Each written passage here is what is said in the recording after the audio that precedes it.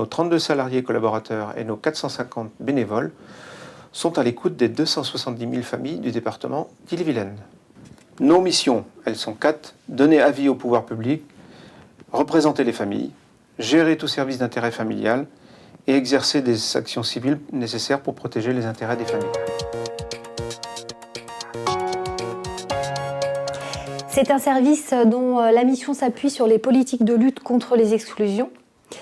À ce titre, ses interventions vont de la prévention budgétaire à l'accompagnement des personnes en difficulté financière.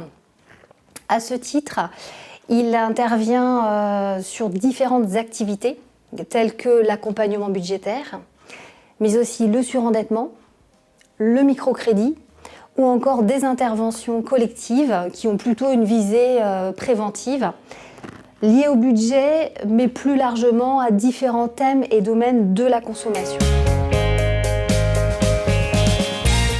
C'est un service aujourd'hui dans lequel sont investis 3 psychologues cliniciennes. On s'adresse à tous les parents qui en font la demande et qui souhaitent prendre rendez-vous avec le service, puisque la principale activité du service, c'est donc une activité de consultation confidentielle et gratuite. Il y a une autre activité que le service a développée en partenariat avec le service de médiation familiale qui s'appelle la Marmite des mots. Et là, ce sont des ateliers qui sont des ateliers groupes de parole pour les enfants dont les parents sont séparés.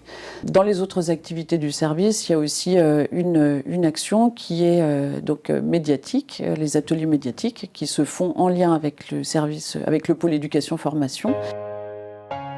Depuis quelques années, on constate qu'on reçoit de plus en plus de sollicitations et de demandes de la part des familles, des jeunes eux-mêmes, mais aussi parfois de professionnels, à propos de la question du harcèlement en milieu scolaire. Le service questions de parents et l'UDAF ont décidé de s'engager sur cette question et de mettre en place une nouvelle action qui est donc déclinée sous forme d'une permanence hebdomadaire tous les mercredis.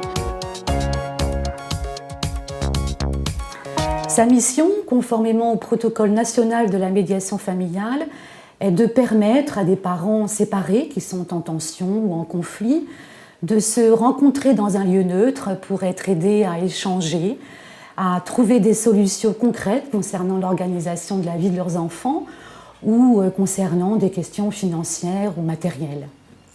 Notre service accueille aussi des familles qui sont dans un conflit intergénérationnel. Donc, le pôle éducation-formation est un pôle qui s'appuie sur 3 axes principaux. Un axe éducation, avec les référents et les ateliers du numérique.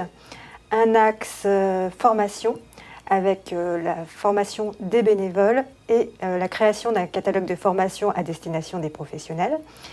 Et enfin, un axe accompagnement, axe fort, puisqu'il s'appuie sur l'action Savoir solidaire, lutte contre l'illettrisme.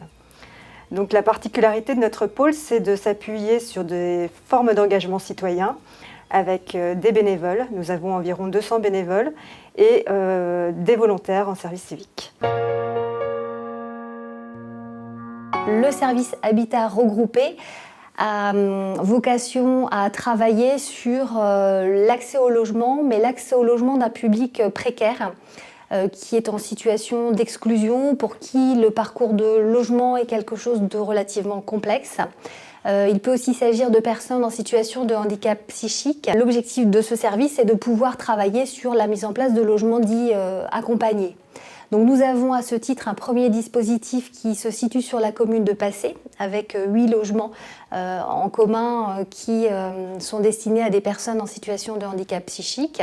Et nous avons un deuxième dispositif qui se met en place là cette année sur la commune de L'Heureux, avec 16 logements.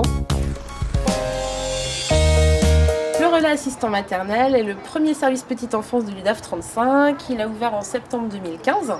Donc les villes de Cesson-Sévigné et Bressé ont fait le choix de déléguer la gestion de ce service petite enfance à l'UDAF. Différentes missions, la mission d'information en direction des familles et des professionnels de la petite enfance, avec la présentation de tous les modes de garde présents sur les territoires, et une mission d'animation, dont l'animation d'espaces jeux ouverts à tous les enfants de moins de 3 ans, accompagnés de leur assistant maternel ou de leurs parents. et des temps de rencontres professionnelles pour soutenir les assistantes maternelles dans leur métier.